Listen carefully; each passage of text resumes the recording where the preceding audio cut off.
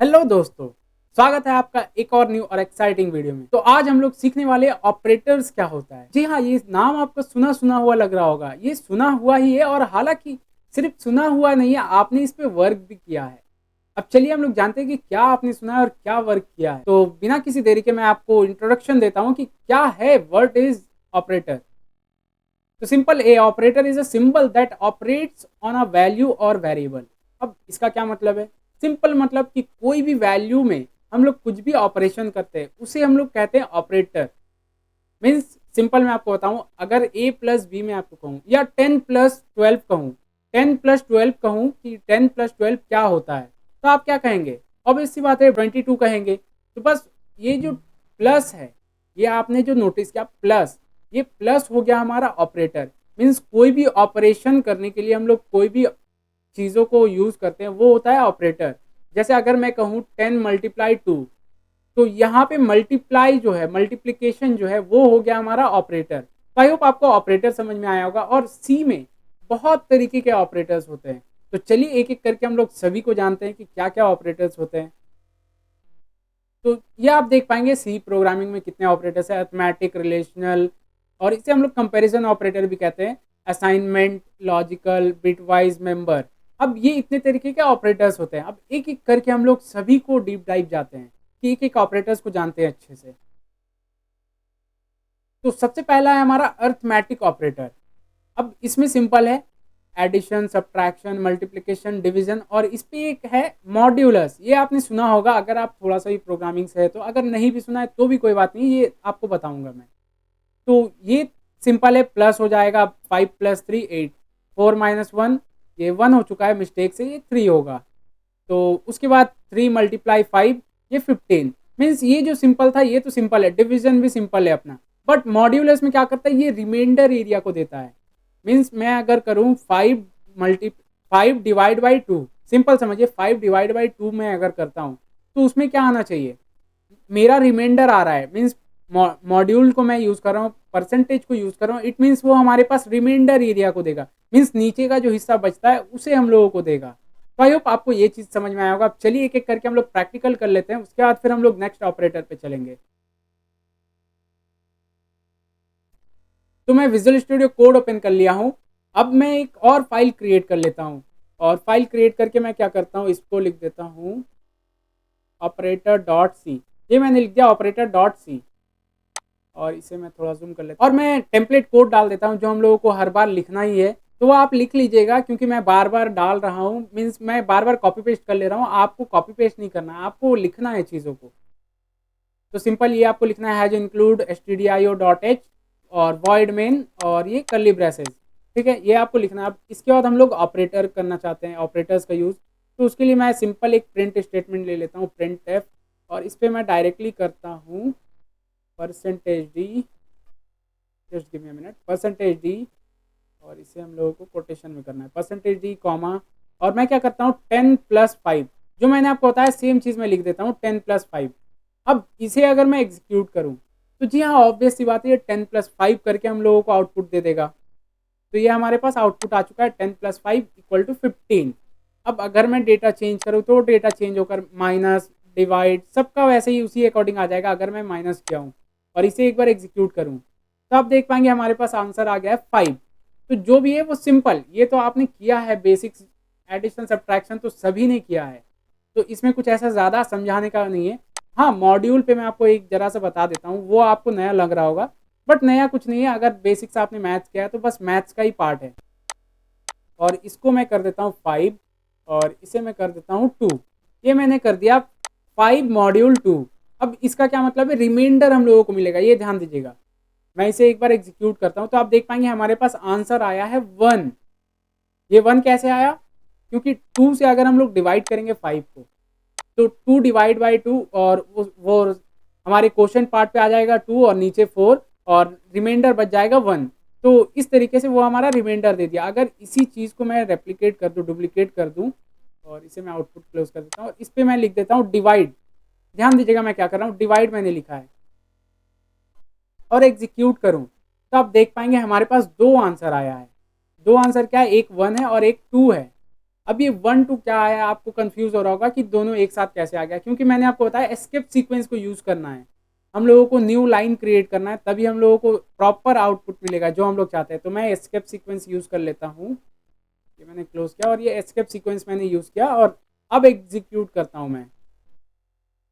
तो आप देख पाएंगे हमारे पास दो आउटपुट आ चुका है, एक क्वोशंट का और एक रिमाइंडर का। तो इस तरीके से हम लोगों को डिवीजन के लिए क्वोशंट रिमाइंडर निकालना पड़ता है। तो ये हो गया। अब चलिए हम लोग मूव ऑन करते हैं अपने नेक्स्ट टॉपिक पे। तो हमारा नेक्स्ट ऑपरेटर है असाइनमेंट ऑपरेटर। ये भी हम लोगों ने कुछ हद तक यूज किया है। जैसे ये हम लोगों ने इक्वल टू यूज किया है, कोई भी वेरिएबल है उस पर हम लोग डेटा असाइन करते हैं। असाइनमेंट ऑपरेटर मीन्स क्या करता है, सिंपल वर्क, कुछ भी असाइन करना। मीन्स किसी को मैं असाइन कर दूं वर्क, तो कोई भी वेरिएबल पे मैं कुछ भी डेटा असाइन कर दूं, बस वही है असाइनमेंट ऑपरेटर। अब इस पे क्या है, इक्वल टू हम लोगों ने यूज किया है, उसके साथ साथ प्लस इक्वल टू। मीन्स इस पे क्या होगा, दो वर्क होगा, एक प्लस भी करेगा और इक्वल टू भी करेगा। मीन्स कोई पर्टिकुलर नंबर को ऐड भी करेगा उसी वेरिएबल पे और उसे स्टोर भी कर देगा, दोनों काम करेगा। और उसी तरीके से subtraction assignment, multiplication assignment, division assignment, remainder assignment, सभी तरीके के असाइनमेंट ऑपरेटर्स हैं। अब इसे भी एक बार हम लोग इम्प्लीमेंट कर लेते हैं चीज़ों को। और सिंपल देखिए, आप एग्जाम्पल पे अगर देख पाएंगे, ध्यान दीजिए, ये लिखा हुआ है ए प्लस इक्वल टू 1। अब इसका क्या मतलब है, सिंपल मैंने समराइज कर दिया चीज़ों को। ए इक्वल टू, अगर मैं लिखता हूँ ए इक्वल टू ए प्लस 1, तो वो सेम चीज़ है ए प्लस इक्वल टू 1। तो आई होप आपको ये चीज़ समझ में आया होगा। अब चलिए हम लोग प्रैक्टिकली चीज़ों को कर लेते हैं एक बार, और उसके बाद फिर नेक्स्ट टॉपिक पे मूव ऑन होंगे। तो इसे मैं कमेंट कर देता हूँ और नीचे मैं लिख लेता हूँ प्रिंट, या मैं एक वेरिएबल ले लेता हूँ क्योंकि हम लोगों को असाइनमेंट करना है कोई भी वेरिएबल के थ्रू ही। तो मैं वेरिएबल ले लेता हूँ, इंट ए इक्वल टू 10 मैंने ले लिया। ओके, ध्यान दीजिएगा मैं कर क्या रहा हूँ, ए इक्वल टू मैंने 10 लिया। अब मैं करता हूँ ए प्लस इक्वल टू 5, ये मैंने क्या, ए प्लस इक्वल टू 5। अब इसमें क्या होगा, ए में जो भी वैल्यू होगा उसमें प्लस हो जाएगा, क्या हो जाएगा, प्लस 5। सिंपल समझिएगा, इस तरीके से जब भी आपको लिखा हुआ दिख जाए ए प्लस इक्वल टू 5, मीन्स ए जो वेरिएबल है उसमें प्लस हो जाएगा 5। अगर ये माइनस रहता है तो माइनस हो जाएगा 5। अब उसी तरीके से अब अगर मैं प्रिंट करूं ए को, प्रिंट एप मैंने किया परसेंटेज डी, और इसे मैं करता हूं ए को प्रिंट। अब ए को अगर मैं प्रिंट करूं तो क्या आउटपुट आएगा आपके अकॉर्डिंग, मेरे अकॉर्डिंग तो 15 आना चाहिए। अब चलिए देखते हैं कि क्या आउटपुट आता है। तो मैंने रन किया, अब देख पाएंगे आप हमारे पास आंसर आ चुका है 15। ध्यान दीजिएगा 15 आंसर आ चुका है। अब ये 15 कैसे आया, सिंपल, हम लोगों ने ए नाम का एक वेरिएबल लिया और उस पर मैंने 10 स्टोर कर दिया, और वापस से मैं कह रहा हूँ कि 5 ऐड कर दो, 10 जो मैंने ऐड लिखा है उसमें 5 और ऐड कर दो, और लास्ट में मैं कह रहा हूँ कि प्रिंट कर दो आंसर, जो भी है आंसर को प्रिंट कर दो। तो सिंपल हमारे पास 15 आ गया। इसी तरीके से आप माइनस का, मल्टीप्लीकेशन का, डिविजन का, मॉड्यूल का, ईच एंड एवरी का आप खुद से करके देखिएगा, ये आपके लिए होमवर्क रहेगा। तो इस कोड को भी मैं कमेंट कर देता हूँ और वापस से अब चलिए हम लोग दूसरे कोड पे चलते हैं कि हम लोग दूसरा क्या टॉपिक पढ़ने वाले हैं। दूसरा ऑपरेटर हमारा है रिलेशनल ऑपरेटर, इसे हम लोग कंपैरिजन ऑपरेटर भी कहते हैं। ये ध्यान दीजिएगा, रिलेशनल ऑपरेटर मीन्स नाम से आपको समझ में आ रहा है कुछ भी चीज़ों का रिलेशन बताना, और कंपैरिजन ऑपरेटर भी इसे कहते हैं। तो इसका भी मतलब होता है कि कोई भी चीज़ों को कंपेयर करना। अब ये कंपेयर किस तरीके से करता है, मैं अगर कहूँ 3 इक्वल टू 5, कि क्या 3 5 के बराबर है, तो ये ऑब्वियस सी बात है 5 नहीं है, तो ये फॉल्स आ जाएगा। और उसी तरीके से अगर मैं कहूँ 3 नॉट इक्वल टू 5, तो जी हाँ ये नॉट इक्वल टू है, मीन्स 3 तो 5, 3 और 5 इक्वल तो नहीं है, तो इस पे आ जाएगा ट्रू। अगर मैं कहूँ 3 ग्रेटर देन 5 है, कि क्या 3 ग्रेटर देन 5 है, तो हाँ ये 5 से ग्रेटर देन है। तो ये मैं आपको एग्जाम्पल से बता रहा हूँ, एक नंबर लेकर 3 और 5 का आप अलग अलग सिनेरियोज पे यूज कर सकते हैं, बस आपको यूज केस समझा रहा हूँ चीज़ों का। तो इस तरीके से वो ट्रू फॉल्स में वैल्यू मिलेगा। रिलेशनल ऑपरेटर में हमेशा याद रखिएगा ट्रू एंड फॉल्स में वैल्यू मिलेगा। अब चलिए इसे भी हम लोग यूज करके देख लेते हैं एक बार।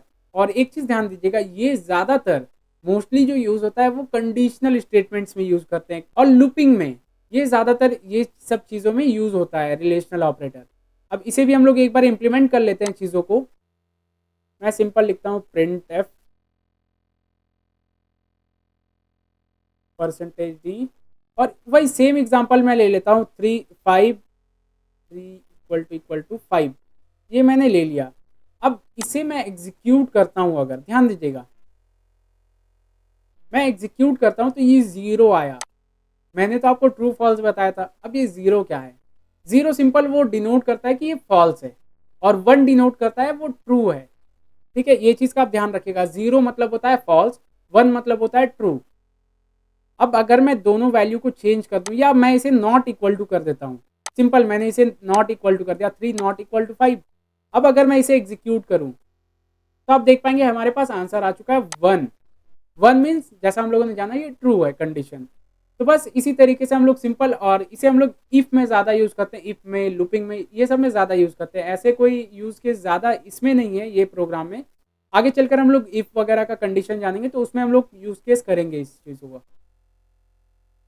तो चलिए अब हम लोग दूसरे ऑपरेटर पे बढ़ते हैं। दूसरा ऑपरेटर हमारा है लॉजिकल ऑपरेटर।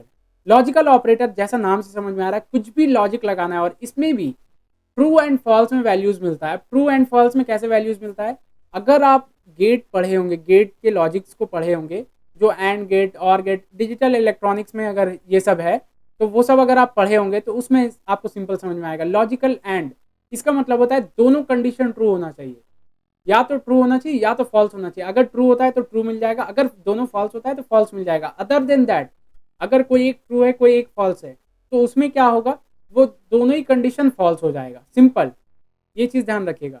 अब और में क्या होता है, और का उसका उल्टा है, एंड जो है उससे उल्टा है। मीन्स कोई भी एक कंडीशन ट्रू होगा। एंड का सिस्टम क्या था कि कोई भी एक कंडीशन ट्रू होता है तो वो ट्रू नहीं होगा, बट और में क्या है, कोई भी एक कंडीशन अगर ट्रू हो जाता है तो वो उसे ट्रू कर देगा। और उसके बाद नॉट का भी उसी तरीके से, मीन्स दोनों चीज़ों को कंपेयर करना कि क्या उसमें नॉट है नहीं है, तो वो चीज़ों के लिए हम लोग नॉट यूज़ करते हैं। तो चलिए मैं आपको एक एग्जांपल से बता देता हूँ कि एंड को किस तरीके से यूज़ करते हैं, वैसे ही आप और नॉट को भी यूज़ कर लीजिएगा। तो इसे भी मैं नीचे लिख लेता हूँ, इसे मैं कमेंट कर देता हूँ, और नीचे मैं लिख लेता हूँ printf। और मैं क्या करता हूँ, सिंपल जो मैंने आपको ट्रू फॉल्स बताया उसी तरीके का सिनेरियो लेता हूँ, %d, एंड उसके बाद मैं लिख देता हूँ 1 एंड देखिए ध्यान से, ये देखिएगा मैंने क्या लिखा है, एंड मैंने AND नहीं लिखा है, ध्यान दीजिएगा, मैंने सिंबल दिया है एंड। अब एंड ये क्या है हमारा, ये हमारा लॉजिकल एंड का रिप्रेजेंटेशन है। अब इसे मैं अगर सेव करके एग्जीक्यूट करता हूं तो आप देख पाएंगे हमारे पास आउटपुट आ चुका है 1। अब अगर मैं इसे चेंज कर दूं, जैसा मैंने आपको एंड का सिचुएशन बताया कि दोनों ट्रू होता है तो वो ट्रू है, वरना फिर फॉल्स है। और अगर मैं एक को फॉल्स कर देता हूँ, ये ट्रू है ये फॉल्स है, तो क्या होगा, ये हमारा फॉल्स हो जाएगा, कंडीशन ट्रू होगा ही नहीं। चलिए एक बार हम लोग एग्जीक्यूट करके देखते हैं। तो एज यू कैन सी हमारे पास आउटपुट आ चुका है 0। ये 0 क्यों आया? क्योंकि हम लोगों ने एंड यूज किया है, लॉजिकल एंड यूज किया है, इस वजह से। अगर मैं इसे और कर दूं, सपोज मैं और कर देता हूं, और का सिंबल याद रखिएगा, ये जो बार है मीन्स आपको फॉरवर्ड स्लैश के ऊपर मिल जाएगा उसी बटन पे, तो शिफ्ट दबाकर आपको फॉरवर्ड स्लैश दबाना है तो ये आपका बार बन जाएगा। इसका मतलब होता है ये लॉजिकल और ऑपरेटर है। अब अगर इसे मैं एग्जीक्यूट करूं, ध्यान दीजिएगा, ये हमारा कंडीशन ट्रू हो जाएगा। ट्रू क्यों होगा? क्योंकि और चेक करता है कि कोई भी एक ट्रू होना चाहिए। अब उसी तरीके से आप नॉट भी कीजिएगा, और भी सिनेरियोज है, सभी को आप प्रैक्टिस कीजिएगा, प्रैक्टिस इंपॉर्टेंट है। तो चलिए अब हम लोग दूसरे टॉपिक पे बढ़ते हैं। हमारा दूसरा है कि बिटवाइज ऑपरेटर क्या होता है। ये बहुत एडवांस चीज़ है, मीन्स ये अभी मैं अभी नहीं बताने वाला हूँ क्योंकि ये एडवांस चीज़ है, तो मैं आपको अलग से सेपरेट करके बताऊंगा। क्योंकि अगर मैं अभी बताते चला तो ये आपका वीडियो भी बहुत लंबा हो जाएगा और बहुत कंफ्यूजिंग भी हो जाएगा आपके लिए, क्योंकि अभी हम लोग बेसिक्स कर रहे हैं तो ये बेसिक्स के पार्ट में नहीं आता है थोड़ा। तो ये सब आप चीज़ें याद रखिए और सभी चीज़ों को नोट डाउन कर लीजिएगा, जो मैंने आपको बताया सभी को नोट डाउन कर लीजिएगा, और ऐसे आपको प्रैक्टिस फाइल भी मिल जाएगा, बट आप नोट डाउन भी चीज़ों को कर लीजिएगा ताकि आपको याद रहे चीज़ें। तो ये एंड और सभी ये बिट वाइज है, ये ध्यान दीजिएगा, बिट वाइज एंड और एक्सक्लूसिव और complement, shift left shift right, तो ये सब इस तरीके के है। अब ये सब को हम लोग आगे चलकर जानेंगे। तो आज की वीडियो में इतना ही, मिलते हैं नेक्स्ट वीडियो में। Till then keep learning, have a great day, bye bye.